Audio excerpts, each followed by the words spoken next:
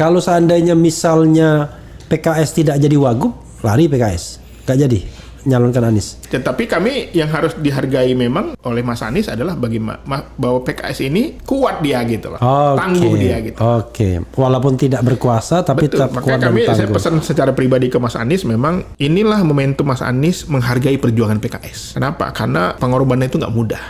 Jadi yang mahal dari PKS itu apa? Yang mahal itu dari pencalon ini apa? Yaitu PKS berhasil menolak ajakan berbagai pihak, mungkin kalau ada ya, supaya Anies tidak berlayar.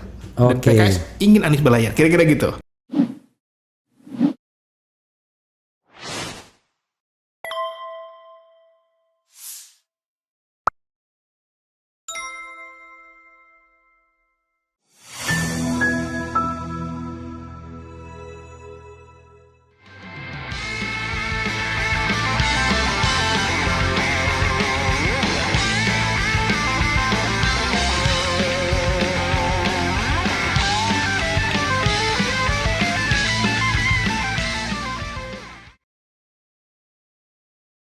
Warahmatullahi wabarakatuh, sobat RH sekalian, jumpa lagi kita di channel yang keren ini. Jadi kita menghadapi psikolog ini harus tegas, jelas gitu ya. Tapi kita perbaikin dulu ini. Gara-gara kita mau gaya-gayaan, kita naikkan ini malah keluar dia. Jadi sahabat sekalian, saya dapat tamu istimewa malam ini yang akan menjelaskan dan mempertanggungjawabkan kejadian hari ini. Kejadian hari ini adalah Jakarta Aman. Oh iya. Luar biasa. Muhammad Iqbal yang juga calon wali kota Padang. Amin. Amin ya. Emang sudah ada ini. Sudah PSK. Amin. Assalamualaikum warahmatullahi wabarakatuh dulu. Assalamualaikum warahmatullahi wabarakatuh. Oke, jadi memang betul ya calon wali kota Padang itu. Insya Allah. Sudah alhamdulillah hari ini sudah ada PSK. PSK itu apa? SK. Oh SK atau SK dari PSK. SK dari DPP PKS. Tinggal mencari wakil. Kursi cukup sana? Kurang 2. Oh kurang 2. Tapi PKS pemenang. Iya, konstelasi gimana? Konstelasi dinamis, tetapi kita punya gubernur yang tingkat kepuasannya 82%. Iya, Mahyaldi ya. Dan pemilunya satu paket. Iya. Tentu saja itu keuntungan buat wali kota Padang. Oh, nanti Mahyaldi maju lagi? Karena baru satu periode kan? Maju lagi. Itu orang yang saya tahu DPRD, wali kota, wakil wali kota dulu. Wakil wali kota, gubernur lagi insya Allah ya. Insya Allah.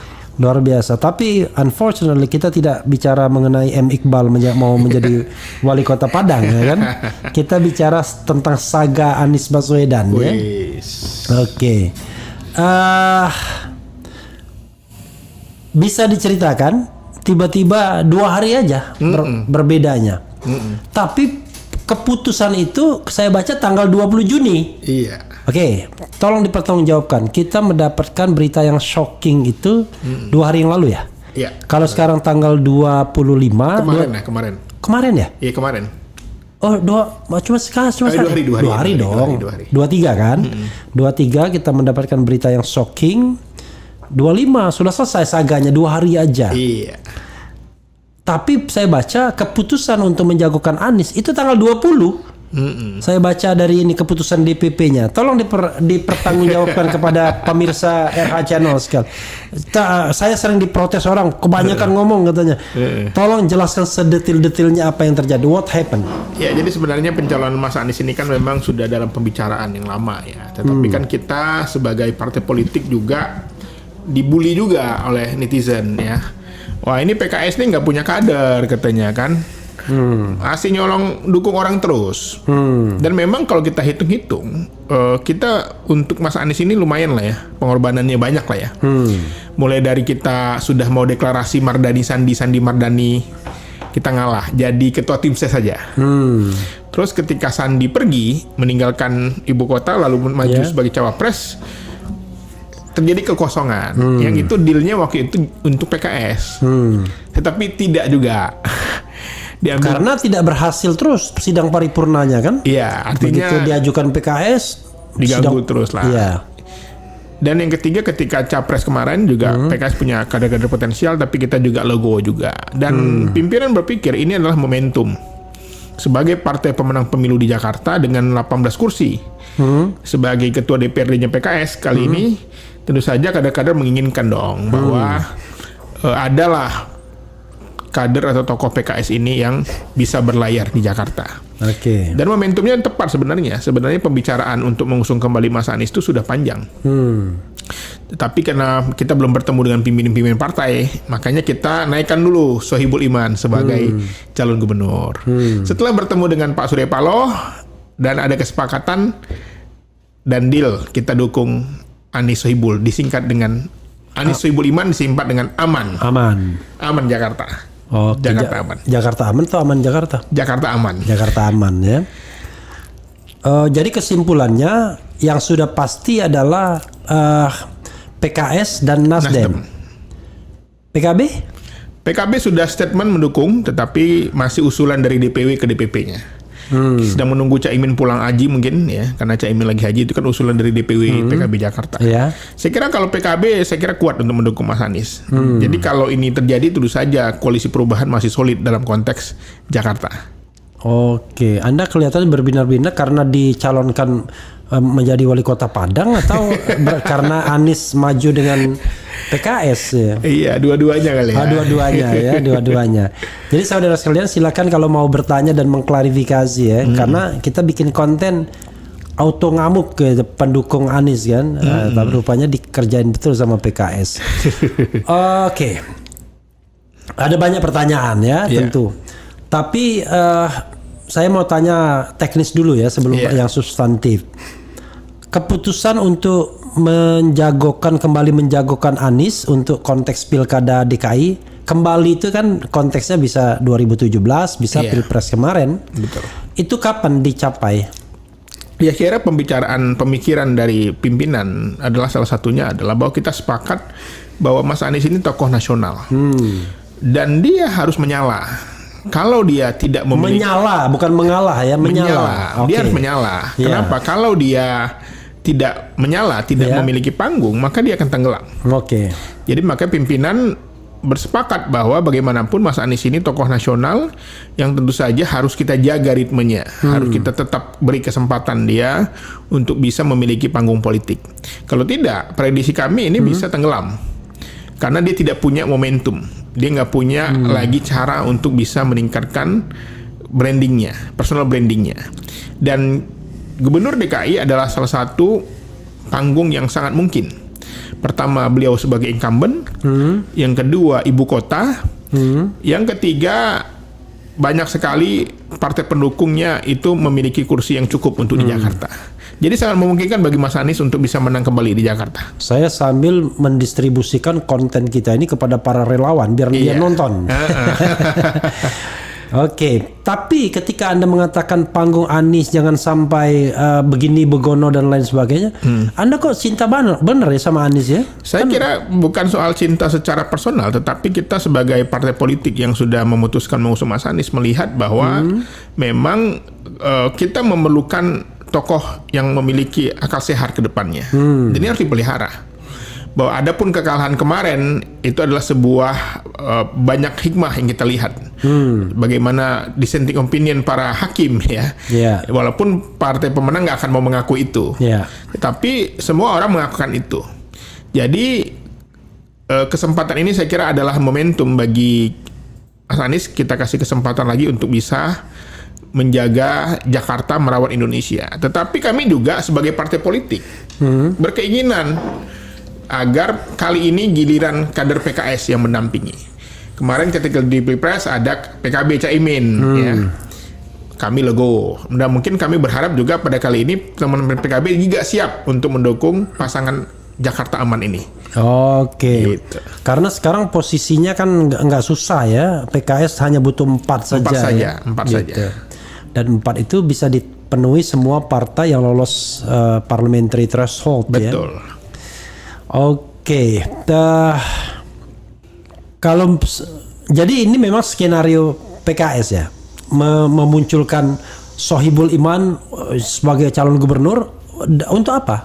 Ya saya kira memang gini, karena Pak Mas Anies secara pribadi belum declare juga, kita kan sebagai partai politik juga harus siap. Iya. Artinya bisa jadi di tengah jalan ada yang berupaya menjegal, atau bisa jadi di tengah jalan dibujuk rayu, ya kan udahlah jadi menteri aja kan. Oke. Dan kita nggak punya persiapan, makanya kami sejak awal memasang stand bahwa calon kami Sohibul Iman. Oke. Dan ternyata setelah berkomunikasi dengan Pak Surya Paloh ketika kita naikkan itu, kata udah kita Anies aja. Oke. Jadi muncullah skenario Anies Sohibul Iman. Oke. Dengan singkatan aman. Makanya kemudian kata Surya Paloh nanti juga berubah ya kan? Oh, ternyata berubah benar. Oke. Anda kok seperti cerah ceria ya? Terlepas dari soal Padang tadi ya. Kenapa? Ada beban yang mengimpit atau apa? Enggak juga. Kita tadi kita merasa bahwa ini adalah momentum. Bagaimana dulu kita pernah menang. Iya. Jadi sebenarnya kalau dikatakan ada yang mengatakan bahwa PKS menang karena Anies, enggak juga. Karena di Jakarta PKS pernah menang di tahun 2004. Iya. Yang itu kita tidak memiliki tokoh. Iya. Jadi ditambah Anies mungkin jadi kuat ya. Jadi kemenangan PKS di Jakarta ini bukan hanya karena individu juga, tapi karena memang soliditas kader, kerja-kerja struktur ya yang memang luar biasa. Saya kemarin ngaju di Jakarta 2, Jaksel Japu itu luar biasa. Kader-kader PKS itu siang malam. Bahkan ada yang wafat kemarin karena kelelahan. Anda nggak dapat kursi bukan karena tidak ini, karena memang PKS sudah ada yang lebih senior di situ ya? Dapat 2 kursi, alhamdulillah. Oh 2 kursi? 2 kursi, saya peringkat ketiga. Incumbent dua-duanya. Oke. Oh, peringkat ketiga. Peringkat ketiga. Oke, ya. Dapat 2 kursi. Iya, dan siapa aja di Pak Jakarta Hidayat Nur Selatan? Wahid dan Bu Kurniasih Mufidawati. Oh, itu ya. Dua-dua incumbent. Oke. Jadi saya melihat memang setelah saya mendalami Jakarta, memang luar biasa. Wajar PKS itu menang. Karena mereka solid, terjun ke masyarakat, dan memang mereka memahami wilayahnya. Dewan Pimpinan Ranting, pengurus cabang ya, daerah, itu semuanya luar biasa. Jadi bahkan DKI Jakarta kita dapat 5 kursi untuk DPR RI.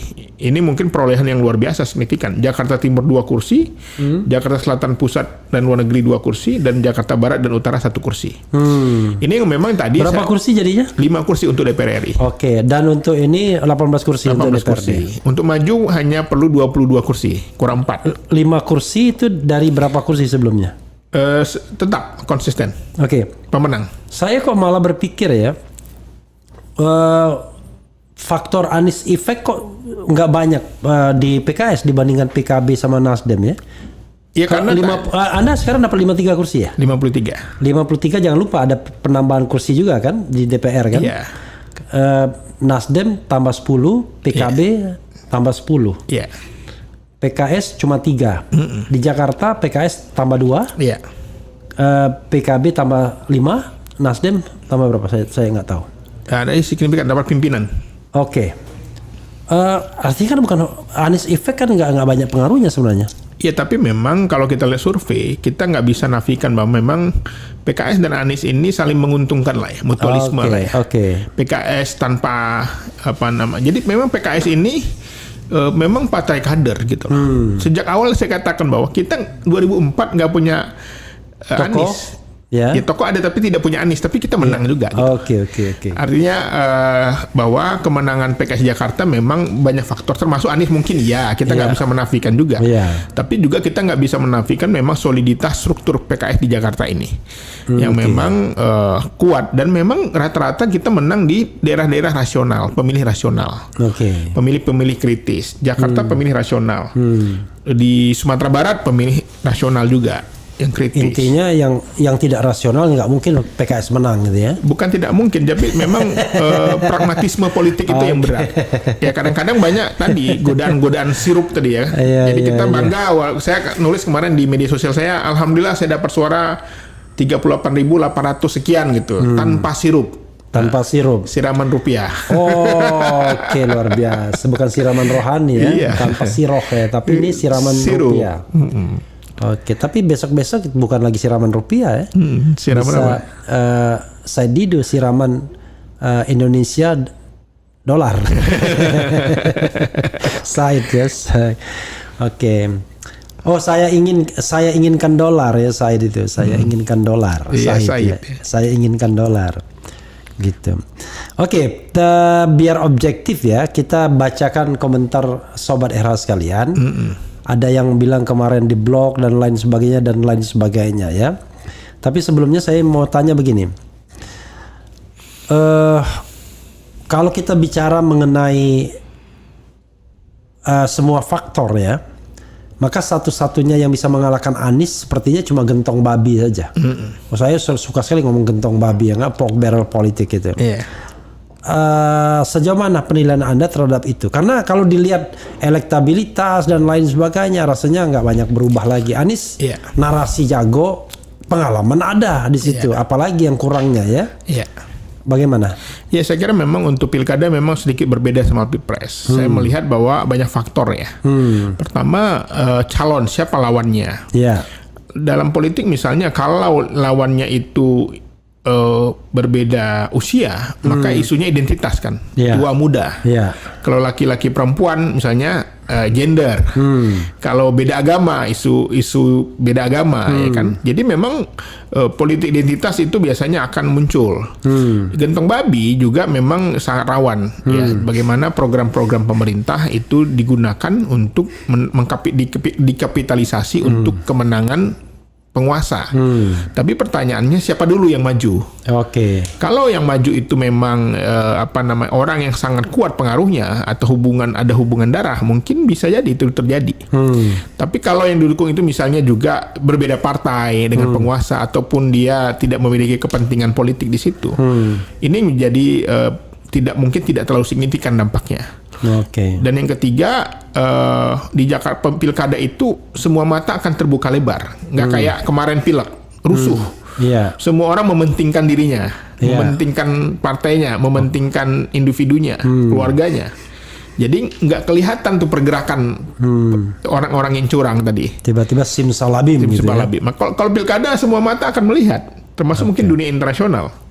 Maka sangat rawan. Tapi kan ini pilkada serentak. Iya, tapi serentak, tapi Jakarta kan hanya ada satu. Nah, maksudnya gini, biasanya kan pengamat Jakarta ini kan sok-sokan kan semuanya. Semua daerah ingin di ini kan. Televisi juga begitu kan. Menang daerah sini, menang daerah situ. Lalu pengamatnya dari Jakarta semua. Iya, jadi saya kira nanti Jakarta akan jadi sentral. Makanya siapa yang bermain di Jakarta dengan curang itu akan sangat mudah terlihat, disorot. Kenapa? Pilkadanya cuma satu. Berbeda misalnya di Sumatera Barat tadi ada 19 misalnya. Di daerah lain ada mungkin 12, mungkin ada 15 yang serentak. Berbeda. Saya selalu berpikir bahwa Anda kecurangan itu hanya kafah kalau yang melakukannya aparat. Karena kalau yang melakukannya partai politik pesaing, mudah sekali dipatahkan kan? Tinggal adukan ke aparat, selesai dia. Istilahnya tapi kalau invisible hand lah. Tapi kalau aparatnya yang ikut bermain dan biasanya aparat diperintahkan oleh kekuasaan, apa masih bisa di stop yang begitu? Saya kira mungkin dengan cara yang lebih halus mungkin ya, karena tadi mereka memiliki infrastruktur dan suprastruktur yang itu memang sangat kuat. Apalagi misalnya incumbent-nya atau PJ-nya adalah orang yang mungkin dekat dengan kekuasaan. Itu mungkin bisa. Tetapi tadi pertanyaannya adalah apakah aparaturnya mau gitu kan? Apakah arahannya itu juga diiringi dengan gizinya kan gitu. Kadang-kadang arahan tanpa gizi juga nggak jalan itu. Nah, itu pertanyaan itu. Dan memang uang ini yang sekarang ini menjadi salah satu prediksi orang. Makanya sekarang banyak calon-calon itu pragmatis. Pragmatisnya gini, survei kita rendah, udah deh kita dukung aja atau kita wakil aja. Karena traumatis dengan pilek kemarin. Jadi uang habis, badan benjol-benjol katanya, kira-kira gitu. Jadi menurut Anda misalnya, sekarang Anies Sohibul Iman ya kan, ada dua tantangan kan. Tantangan pertama adalah tantangan mengajak partai-partai yang bisa diajak. Tantangan kedua tentu ya mengalahkan lawan potensial ya. Betul. Menurut Anda, tadi kan Anda kan mention Nasdem ya. Partai lain yang potensial diajak partai mana lagi? Saya kira sangat mungkin PKB. Ya, karena PKB kan ketika kita memberikan statement Anies mau didukung itu harus jadi kader atau wakil dari PKS. PKB jawabnya adalah kami dukung wakil dari PKS saja daripada Anies masuk PKS. Iya iya. Enggak, dia bilang dukung Anies asal jangan jadi kader PKS. Iya. Gitu ya. Artinya kan dia setuju. Bukan begitu. Dukung Sohibul Iman jadi wakil Anies. Asal Anies tidak masuk PKS. Oke. Jadi kader PKS. Kalau PDI jadi nih misalnya kan, PDI juga kan tertarik dengan Anies. Faktor PDI gimana? Saya kira cukup signifikan juga pengaruhnya karena memang. Enggak, maksud saya ketertarikan untuk masuk itu kan kalau kita lihat kanan semua kan ibaratnya. Anies kanan di persepsi. Iya. PKS ya kanan gitu. Iya. Dan memang banyak pengamat yang memprediksi bahwa ini pasangan yang kanan-kanan nih. Iya. Saya kira memang tergantung juga lawannya siapa. Kalau lawannya misalnya impor dari provinsi lain misalnya kan tentu saja nggak mudah. Karena hanya 4-5 bulan lagi, dia perlu branding lagi, ya kan. Kemudian yang kedua, berbeda kalau Anies ini bukan incumbent. Kalau dia pendatang baru mungkin itu jadi masalah. Tapi kalau karena dia sudah tahu Jakarta, ya bayangin dulu RT RW itu dulu adalah bagian dari jejaringnya gitu ya. Itu masih punya ikatan emosional. Yang ketiga, Anies ini mendapat poin bagus dari kelompok minoritas.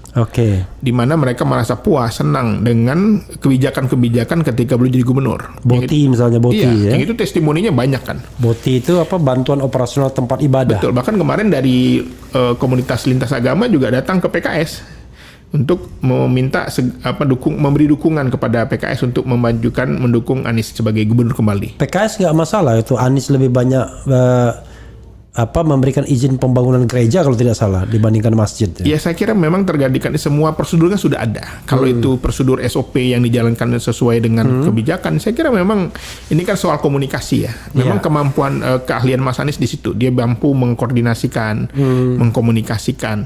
Jadi memang selama beliau jadi gubernur memang banyak sekali kedamaian tadi. Makanya kata-kata aman ini cocok memang.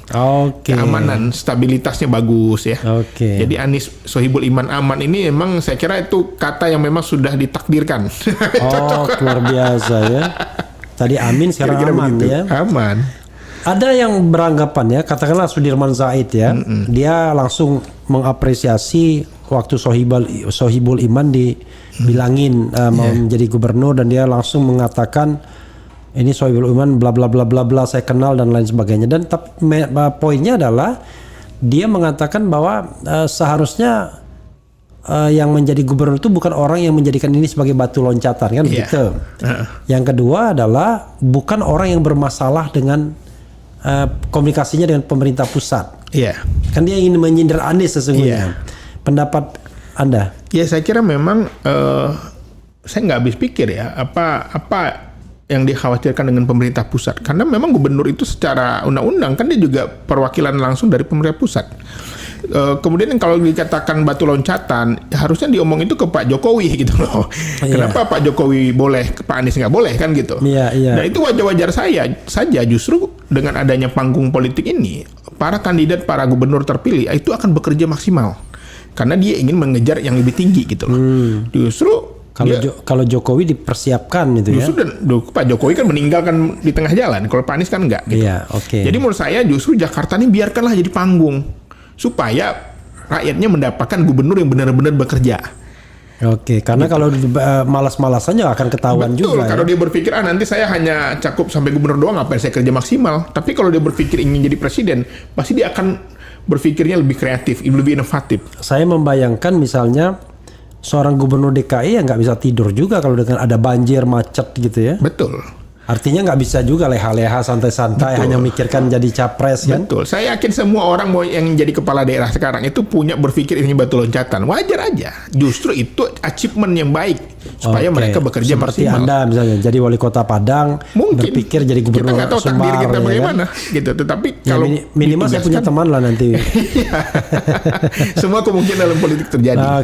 Jangan sampai nanti tiba-tiba Bal bisa main ke Padang kita. Nggak diangkat-angkat teleponnya. Artinya kalaupun kita main ke Padang kita tidak boleh difasilitasi, ya kan? Kalau diajak makan boleh lah. Betul. Tapi kalau difasilitasi tidak boleh. Saya ingin menegaskan kembali bahwa memang PKS dan kadernya di Jakarta ini memang bekerja sudah lama gitu loh. Jadi wajar saja kalau PKS itu ingin mengusung kadernya, kira-kira gitulah. Ya nggak ada persoalan ya. Menurut saya memang itu hal yang semestinya ya. Saya pun senang juga mendengarnya karena saya pemilih PKS soalnya. Begitu PKS bilang Sohibul Iman saja, wah saya marah itu. Tapi makanya saya bilang ini mau jadi dalang atau mau jadi wayang gitu kan? Gitu. Dengan mengusung Anies berarti PKS menegaskan berarti PKS akan berada di luar pemerintahan atau nggak ada hubungannya? Saya kira itu belum diputuskan ya. Kita belum memutuskan sampai sekarang ini kami berada di luar pemerintahan. Oh ya. Dan ini memang kan yang namanya pro kontra wajar saja. Iya. Ya, di luar saja orang netizen aja bisa pro kontra apalagi di PKS. Jadi memang sampai saat ini pimpinan belum memutuskan, tetapi kami memang melihat ke depan bagaimana situasi politik. Jadi kita pantau, kita lihat. Tapi memang kita melihat di dalam politik tentu saja oposisi itu perlu. Iya, iya. Tapi kan ada orang juga nyindir, wah kalau puasa jangan kelamaan katanya, nanti kena diabetes katanya. Oke. Kalau puasa jangan kelamaan kena diabetes. Ya makanya saya juga bingung. Oh kalau berkuasa. Berkuasa. Makanya saya nggak habis pikir juga kenapa orang menganggap berkuasa itu dapat gula-gula gitu ya, apanya gitu loh. Ya karena sistem politiknya begitu kan? Iya, padahal tadi PKS itu berada di dalam dan luar sudah biasa, udah pernah merasakan. Iya, iya. Bahkan ketika berada di dalam pun kita kena musibah juga gitu loh, ada ujian juga gitu kan.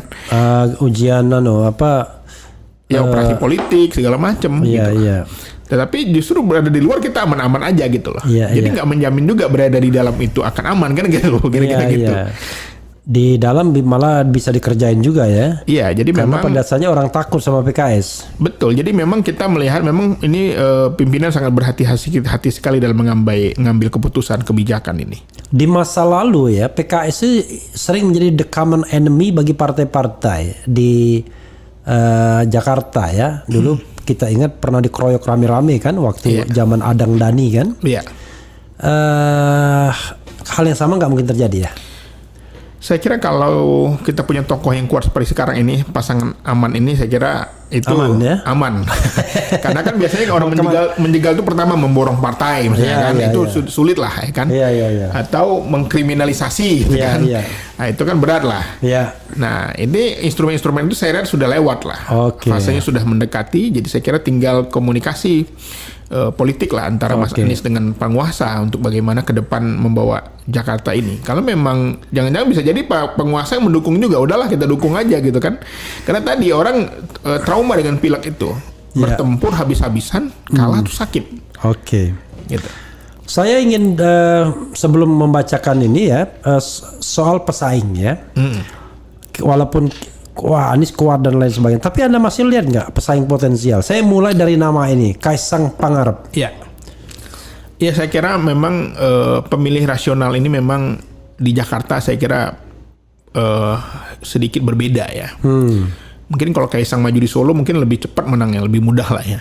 Kalau di Jakarta, kalau di Solo dia nggak kontroversial dia. Kaisang udah diuji ketika dia menjadi ketum PSI. Iya memang signifikannya tidak sampai lolos electoral threshold gitu loh. Diupayakan tapi tidak lolos. Parliamentary threshold tidak sampai lolos. Artinya ya segitulah kemampuan Kaisang gitu loh. Mungkin apalagi kalau untuk Jakarta. Mungkin bukan begitu karena uangnya banyak untuk pilpres. Iya, padahal dengan uang yang besar kan sebenarnya kan. Jadi kalau Gibran mungkin diuntungkan dengan pernah jadi wali kota gitu. Jadi orang mungkin adalah argumentasinya, dia kan pernah wali kota, ada pengalaman gitu. Kalau Kaisang kan belum. Jadi memang saya melihat kalau Kaisang ya dia perlu menggandeng tokoh senior yang kuat, mungkin jadi wakil bisa. Misalnya? Ya mungkin sekarang lagi ramai isu dengan RK ya. Dan lain-lain. Nama berikut ini jadi akhirnya Ridwan Kamil itu menurut Anda masuk Jakarta atau enggak? Kami senang kalau Ridwan Kamil masuk Jakarta. Why? Karena Pak Anies dan masyarakat Jakarta akan mendapatkan pemimpin yang sama-sama memiliki kekuatan yang sama, yang ada perlawanan lah. Dan ini tentu saja menjadi salah satu ujian juga bagi Mas Anies dan Pak Sohibul Iman. Mampu nggak meningkatkan popularitasnya, elektabilitasnya? RK dulu pernah disokong PKS waktu maju wali kota Bandung kan? Iya, tapi kan setiap maju tuh ganti partai terus. Ketika maju wali kota Gerindra kan, habis itu maju gubernur masuk Nasdem ya kan, sekarang masuk Golkar. Oke, jadi memang partai nggak penting bagi RK, yang penting ya mengendorse gitu ya. Tapi saya membayangkan mungkin faktor yang lain yang lucu-lucu mungkin ya. Faktor Jackmania misalnya kan. Dia kan bobotoh ya kan. Kira-kira kalau ketua katakanlah bosnya bobotoh masuk ke sini, apa nggak digeruduk oleh Jackmania dia? Ya itu mungkin salah satu kekhawatiran orang juga. Makanya saya yakin Kang RK juga mikir-mikir juga kali kan. Karena ini nggak ada dalam hitungan politik, tapi ini sangat menentukan juga gitu loh antara supporter ini. Tapi ada yang mengatakan begini, ini di antara Kim itu ada tricky juga. Kalau RK ditarik ke Jakarta, dikorbankan, biar Deddy Mulyadi yang baru digerindrakan bisa pegang Jawa Barat. Sangat mungkin, makanya harus berhati-hati juga. Tetapi memang kayaknya dari survei, hanya RK yang mampu mengimbangi Mas Anies. Anda mensitir survei dari yang mana ini? Ya dari berbagai yang dirilis Partai Golkar juga. Berapa angkanya? Ya mereka, saya tidak lupa jelasnya, tapi ya beda beberapa persen lah. Karena yang saya lihat ada juga survei yang memenangkan RK itu. Iya. Salah satunya itu. Iya kan, nomor 2 Anies, nomor 1 RK. Ya, tapi mungkin surveinya bukan lembaga survei yang kredibel kali ya, mungkin ya. Saya nggak tahu juga lembaga apa. Dulu memang tidak banyak yang tidak kredibel, tapi bisa menang mereka. Iya. Oke, kita bacakan ya satu-satu ya. Dan Kaisang belum tentu juga bisa maju karena ada permohonan ke MK ya. Dan kalau dikabulkan, dan harusnya dikabulkan karena memang calon kan. Oke. Black Forest ini aktif nih Bang Refli Harun. Tahyakap. Tahyakap tuh tanyakan Om Iqbal. Keluar duit berapa nyalek? Ini kita belum tanya dulu soal seperti itu ya. Gitu. Saya lebih cocok Anies Andika Perkasa mewakili banyak ceruk pemilih Bung RH. Ini soal ceruk nanti bicarakan lagi ya. Iya. Kemudian saya kemarin komentar mengungkapkan kekecewaan kepada PKS di IG. Kenapa saya diblokir? Jadi tidak bisa komen lagi, dan ada banyak juga yang protes diblokir. Yang blokir tuh maksudnya IG siapa? Nggak tahu, ini komennya di mana itu? Akun siapa? Komennya, soalnya kalau IG saya nggak aktif. Jadi kalau ada yang blokir jangan-jangan staff saya, nggak mungkin lah, karena saya nggak aktif IG saya ya. Saya pernah IG saya 80 ribuan gara-gara memuat Habib Rizik, Habib Bahar diblokir, di ban sudah. Nah, kemudian saya bikin lagi tapi nggak aktif ya, cuma 13 ribuan ya, tapi nggak aktif. Saya tidak tahu di Genora di mana dia komentar ya. Dukung Anies, M Iqbal lebih jos. Ini mau adu domba ini ya. Kim, Anda komentari soal Ceruk Pasar dan Andika Perkasa tadi. Ya, saya kira memang ada yang bilang tidak hanya itu, tapi PDIP itu ada juga yang juga kuat. Anies, Rano Karno dia bilang ya kan. Ya, tapi lagi-lagi lagi-lagi posisinya adalah bahwa kami ingin mengambil momentum itu aja. Saya kira kalau teman-teman PDIP memang tulus mendukung Mas Anies, saya kira memang dukung aja. Itu nanti akan lebih enak gitu loh. Karena selagi solidaritas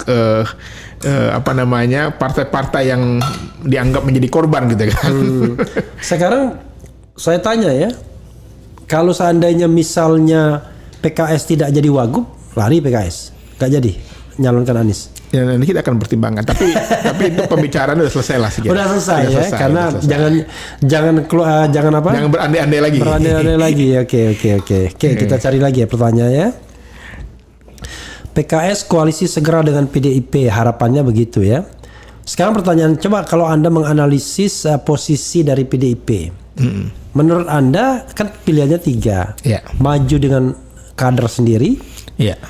Bergabung dengan Kim penguasa lah, geng penguasa, atau bergabung dengan geng Anies PKS. Menurut Anda apa langkah PDIP ke depan? Saya nggak bisa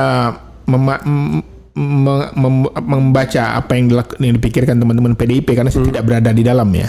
Tapi memang kalau dari komunikasi politik memang mereka juga sepertinya berharap ya untuk bisa digandeng sebagai wakil Mas Anies. Ya, yang kedua artinya wakil gitu ya. Berharap wakil karena tadi membranding calon di waktu yang cukup mepet ini nggak mudah. Dan memang harusnya begitu. ya kan? Calon Iya. itu memang memang sudah ketahuan, bukan hasil branding. Betul. Kalau hasil branding jadi branded dia kan, Iya. jadi merek doang. Iya, jadi memang nggak mudah dalam waktu yang cukup padat. Kemudian lagi ditambah orang-orang yang memiliki elektabilitas yang tinggi itu sudah terpilih. Oke. Dan mereka enggan mundur. Ya karena resikonya harus mundur. Ya. Jadi itu juga menjadi faktor. Apalagi kalau cuma calon wakil ya, seperti Iya. Sahroni misalnya, dia Iya. malas dia. Iya. Gitu. Nah, tadi ada nama Pak Andika Perkasa. Memang potensial, tapi lagi apa iya bintang 4 mau jadi wakil kan gitu kan. Jenderal bintang 4 loh, mantan Iya. Panglima TNI. Itu kan jadi bukan tidak ada aturan yang dilanggar sebenarnya. Iya. Kepantasan aja lah. Sama sekarang misalnya bintang 3 mau maju wali kota kan gitu kan. Iya, iya. Karena akan pasti jadi pertanyaan publik kenapa gitu loh. Harusnya beliau jadi gubernur atau di tempat lain ya. Mungkin bisa di Jawa Barat juga ya. Karena beliau orang Jawa Barat. Jadi menurut saya memang Atau Jawa Tengah mungkin. Iya. Iya. Jadi memang dalam pilkada ini bukan hanya faktor X saja, ada X, Y, Z-nya banyak lah untuk kemenangan itu. Jadi Anda yakin sekali Anies pasti menang ya, pasti aman ya? Ya kalau kita ya. lihatlah apa namanya kalau pengalaman kami dimanapun berpasangan, kalau yang diusung itu kader PKS, itu energi struktur dan pengurusnya itu luar biasa. Oh, lebih berlipat-lipat. Berlipat-lipat. Walaupun itu cuma wakil. Iya, walaupun cuma wakil. Oke. Apalagi memang pemilih PKS mayoritas adalah pemilih Anies. Itu surveinya nggak bisa dibantah. Atau paling tidak PKS merasa Anies itu walaupun tidak anggota PKS tapi PKS juga gitu. Iya. Ya bisa jadi begitu, merasa sudah punya kesamaan visi. Oke, kita bacakan ya.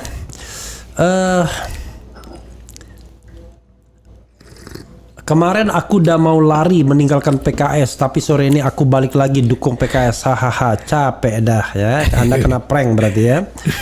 Bener kan kataku, PKS kemarin cuma cek ombak. Alhamdulillah kembali ke relnya. Nggak nyangka juga secepat ini. Yang penting Jakarta sama dengan aman ya.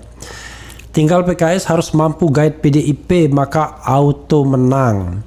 Oke, sejauh mana signifikansi untuk menggait PDIP, karena gini, masa itu kan ada masa tengah kiri juga dong, tidak hanya masa tengah kanan. Betul. Ya, gimana?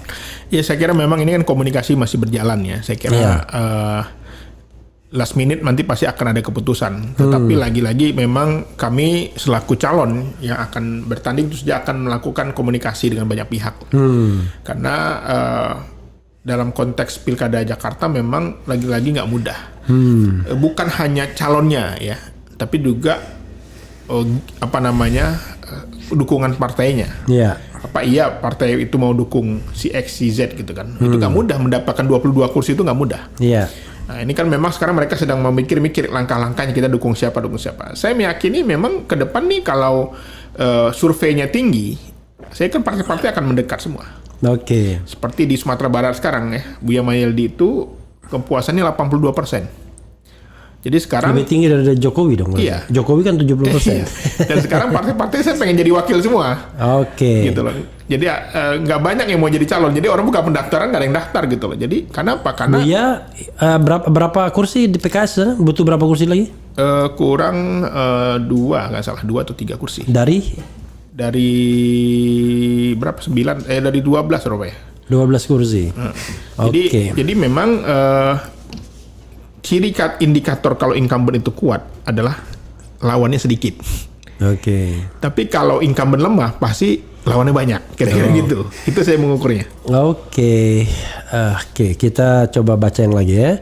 Saya pencinta Anies, rela pulang kampung dari Cilengsi ke Jember demi nyoblos PKS DPRD Provinsi, DPRD Kabupaten, DPR RI. Jangan sampai PKS mengecewakan kami dengan tidak mengusung Anies Gubernur dan Presiden 2029. Luar biasa ya. PDIP mesti diikut kalau mau menang telak ya. Ya menang tuh bisa telak bisa enggak tuh nggak penting, yang penting menang ya. Satu suara pun menang ya. Alhamdulillah akhirnya PKS dengan Abah Anies ya. Mudah-mudahan dari Jakarta lingkaran oligarki diputus dan jangan dibiarkan berkembang. Oke, one question ya. Ini one issue lagi adalah seyakin mana tadi kan kita bilang gentong babi melalui program pemerintah. Iya. Bagaimana kalau duit oligarki? Banyak di Jakarta semua kan oligarki itu. Ya, memang saya kira sangat mungkin akan adanya persekongkolan dalam kutip ya, akan adanya upaya-upaya. Jadi yang mahal dari PKS itu apa? Yang mahal itu dari pencalon ini apa? Yaitu PKS berhasil menolak ajakan berbagai pihak, mungkin kalau ada ya, untuk supaya Anies tidak berlayar. Dan PKS ingin Anies berlayar, kira-kira gitu. Memang betul itu ya, isu bahwa ada diajak biar Anies tidak berlayar itu. Ya saya kira informal saya nggak tahu, tetapi ada saja orang-orang yang ngajak ketemu, ngajak bicara begini begitu, datang mengatasnamakan orang gitu ya. Tapi kita secara pribadi nggak yakin juga mengatasnamakan dedemit ya. Ya kan. Tetapi kami yang harus dihargai memang oleh Mas Anies adalah bahwa PKS ini kuat dia gitu loh. Tangguh dia gitu. Walaupun tidak berkuasa tapi tetap kuat dan tangguh. Saya pesan secara pribadi ke Mas Anies, memang inilah momentum Mas Anies menghargai perjuangan PKS.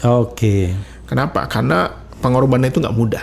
Artinya kalau misalnya Anies kekeh tetap di PKS, tetap aja akan ada partnernya gitu ya. Betul. Even partnernya Kaisang gitu. Bisa jadi. Kacau. Kalau Kaisang itu namanya justru ujian itu kontradiksi interminis itu ya. Jadi menurut saya sekarang Pak Anies jangan lagi mau dibujuk rayu lagi, karena ini partai yang paling setianya sudah loyal gitu loh. Iya. Kan kita khawatir juga nanti tengah jalan, wah ini ada rayuan gede nih kan, bisa aja jadi. Ya kalau partai yang paling setia pasti loyal, masa? Iya. Pas pernyataannya nggak tepat. Partai yang paling setia pun loyal. Mestinya partai yang paling tidak setia pun loyal. Iya. Jadi yang mahal itu adalah bagi PKS mau Anies berlayar gitu aja. Itu yang mahal ya sebagai pemenang di Jakarta ya. Iya. Luar biasa ini. Usul nama koalisi PKS, PKB, PDIP jika terjadi, dan insya Allah koalisi bersatu untuk perubahan dan perbaikan. Digabung-gabung ya. Itu nantilah visi dan misi aja itu mungkin ya. Kemudian lanjutkan koalisi ini untuk Pilkada Banten, Jabar, Jateng dan Sumut, kalahkan dinasti. Saya tidak bertanya untuk itu ya, karena kita konsentrasinya Jakarta dulu lah ya. Kata Idrus Marham ini, menjegal Anies itu adalah salah satu strategi itu. Ya, ada upaya untuk menjegal Anies. Ya saya nggak tahu secara langsung, saya nggak pernah dengar, tapi mungkin ada saja orang-orang yang tadi menghembuskan ya, mengajak ketemu, mengatakan A, B, C, biasa lah ya, adu domba lah ya dalam politik ya. Tetapi itu ini orang nggak jelas lah gitu ya, sumbernya nggak jelas ya. Memang kalau ada utusan memang tidak boleh diperjelas, kalau diperjelas kan ketahuan jadinya. Edi Al-Ghifari, alangkah bahagianya saya setelah PKS kembali mengusung Pak Anies. Alhamdulillah ya.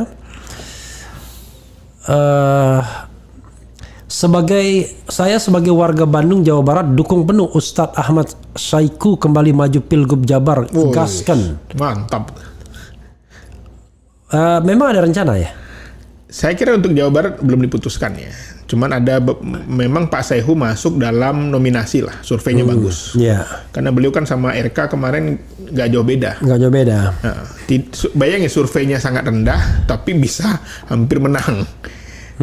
Nah itulah kekuatan PKS di situ, mesin. Mesin. Jadi Ahmad Heriawan dulu betul-betul mesin partai. Mesin partai, last minute. Nah sekarang pertanyaannya adalah, konon katanya RK paling dikjaya di sana, nggak ada yang ngalahin kalau dari sisi survei, jauh katanya. Yang terdekat Deddy Mulyadi. Ini PKS rencana maju sendiri atau ada jadi wakil juga? Ya masih dalam pengkajian oleh tim ya. Jadi di PKS itu ada namanya TPI, tim penilai independen.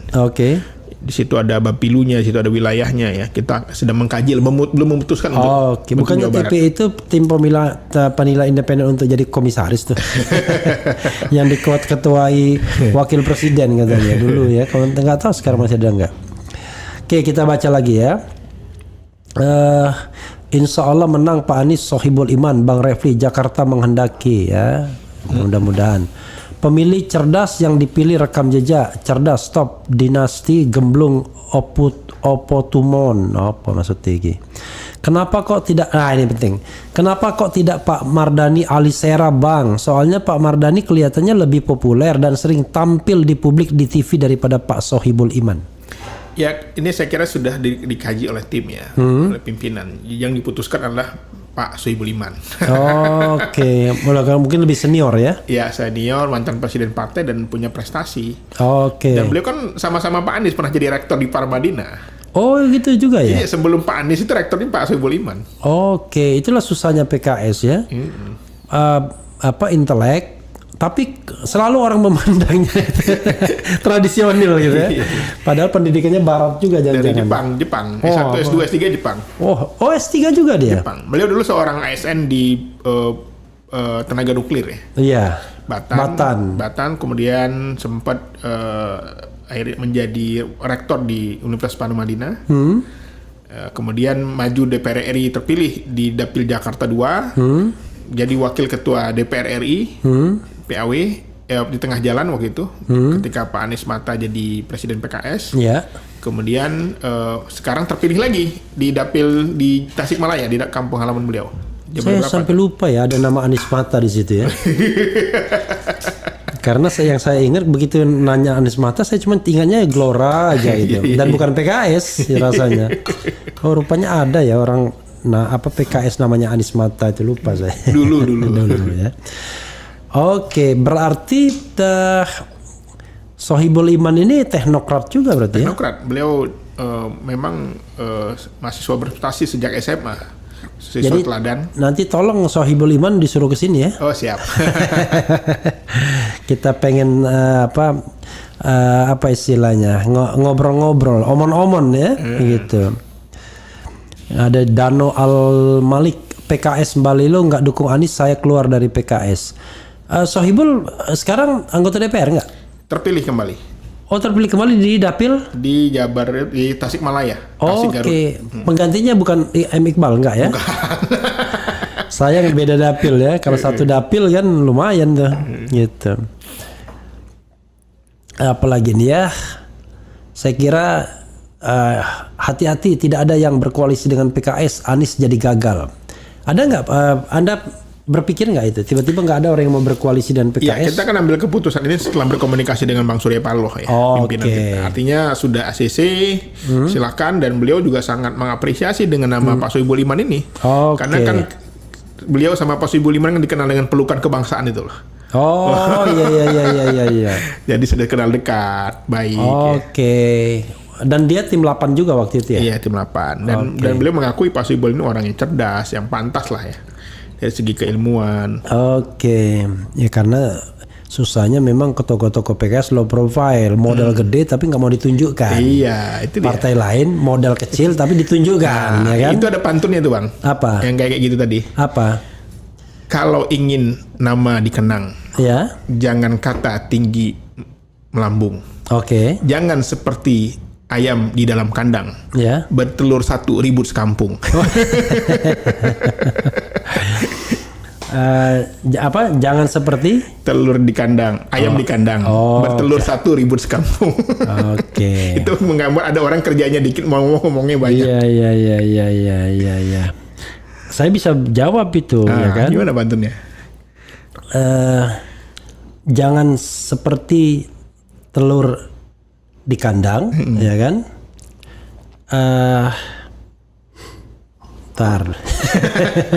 Mana mungkin tuh? Ntar. Tadi biasanya gitu. Itu tuh. Jangan seperti telur di kandang, ayam di kandang. Jangan seperti ayam di kandang, bertelur satu ribut sekampung. Ribut sekampung. Iya. Ya lebih baik kita berdendang ya. Ini untuk memanfaatkan aji mumpung.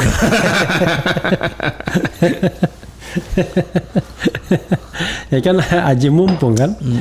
Jadi lebih baik terus berdendang, kita manfaatkan aji mumpung kan begitu. Jadi telur di kandang Bertelur Telur satu. Apa? Jangan seperti ayam di kandang. Oh, jangan seperti ayam di kandang. Bertelur satu ribut sekampung. Iya, kan Ya kalau ayam bertelur satu petek Iya. gitu. Cuma Saya kira kita terus saja berdendang, ya kan? Kita manfaatkan aji mumpung. Oke. Ya, sabar. Dah, Bang Refli nggak usah berpantun, pasti lambat. Ya gimana kita ngarang on the spot. Nggak seperti Sekjen PKS. Dia sudah siapkan pantun-pantun dia kan. Dia bacakan. Pokoknya kita ngomong apa, dia bacakan pantun. Tapi nggak nyamuk. Saya on the spot menjawabnya. Oke, saya kira apa lagi yang mau di-share dalam kesempatan ini? Sorry, Iqbal resmi jadi jubir partai, jubir PKS. Jubir PKS ya. Ya. Kalau misalnya PKS mau ngomong, siapa aja sekarang dipercaya sebagai jubir? Ada saya, ada Pipin Sopian, ada Muhammad Khalid, ada Fathul Bari, ada Gamal Albin Said. Oke, Gamal Albin Said. Yang muda ya, tapi yang senior banyak. Ada Bang Muzammil. Oke. Ada Bu Mufidah.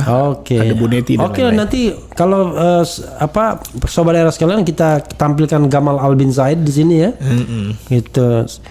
Kalau dia sudah di Jakarta, kalau dia di Malang kan? Di Malang. Oke. Terpilih anak muda. Oh iya, bila perlu kita PKS masuk semua ke sini. Soalnya presidennya kemudian ini. Karena dulu ada isu ya, someday teman saya mengatakan kalau Anda bergaul dengan HTI, FPI dan PKS, insya Allah Anda nggak akan menjadi pejabat publik di Republik ini. Katanya begitu. Saya bilang, wah kalau saya jangankan begitu. Semua pentolannya sudah ke sini semua. Oke, closing statement. Baik, Bro Iqbal ke sana. Terima kasih Bang Refli ya. Saya kira teman-teman sekalian hari ini sudah terjawab apa yang dikhawatirkan. Sebenarnya dalam politik itu sangat dinamis.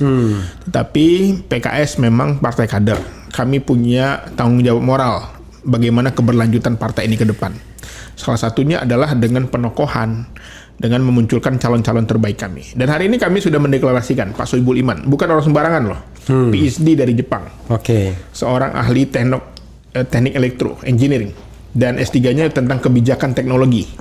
Beliau juga pakar ekonomi. 3 kali periode DPR RI, pernah jadi wakil ketua DPR RI. Rektor Paramadina Rektor Universitas Paramadina. Saya juga dari Paramadina ini. Saya dosen tetap di Paramadina. Jadi ini bukan kaleng-kaleng, ini calon yang terbaik. Dan mohon doa dan dukungan bagi warga Jakarta. Insya Allah ke Jakarta Mas Anies dan Sohibul Iman akan kembali. Insya Allah Jakarta aman. Aman. Ya, saudara sekalian, itu tadi dengan Sohibul Iqbal. Kita akan bertemu lagi di Jakarta dan mungkin juga di Kota Padang. Wassalamualaikum warahmatullahi wabarakatuh. Keren.